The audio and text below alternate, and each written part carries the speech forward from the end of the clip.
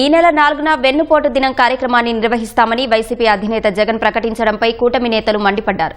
కూటమి ప్రభుత్వం ఏడాదిలో ఎన్నో అభివృద్ధి సంక్షేమ కార్యక్రమాలు చేసిందన్నారు. జగన్ కల్లబొల్లి మాటలు ప్రజలు నమ్మరన్నారు.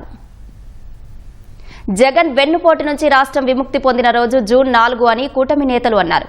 నమ్మి అధికారం ఇచ్చిన ప్రజల్ని జగన్ వెన్నుపోటు పొడిశారని మంత్రి గొట్టిపాటి రవికుమార్ మండిపడ్డారు. వైసీపీ హయాంలో 26 దళిత పథకాలు రద్దు చేశారని విమర్శించారు. పారిశ్రామికవేత్తలను తరిమేసి నిరుద్యోగులను ఉద్యోగులను మోసగించి వారిని వెన్నుపోటు పొడిచింది జగనే అని ధ్వజమెత్తారు.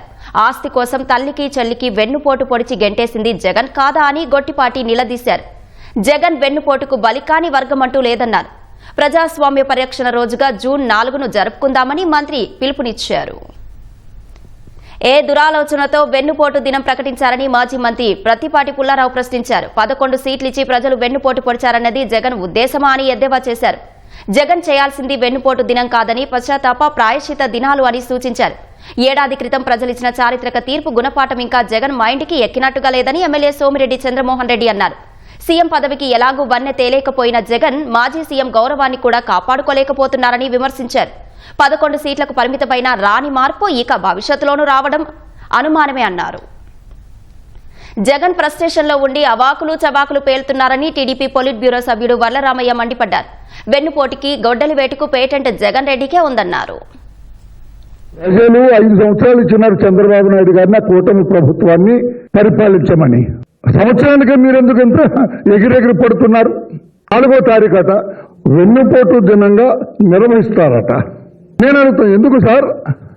జగన్మోహన్ రెడ్డి గారు మీ తండ్రి ముఖ్యమంత్రితో అడ్డు పెట్టుకొని 1,00,000 కోట్లు ప్రజాధనాన్ని కొల్లగొట్టారే. 11 chargesheet the CBI has filed against you. అజ్ఞాపన్నారు కానీ బాబాయిని గొడ్డలు పెట్టుకెళ్ళి చేసినావు కదా. తల్లి చెల్లి మీ వెన్నుపోటుకు భయపడి ఆలోచించుకుంటుంటేనే షేరింగ్ వచ్చి పారిపోయినారు కదా.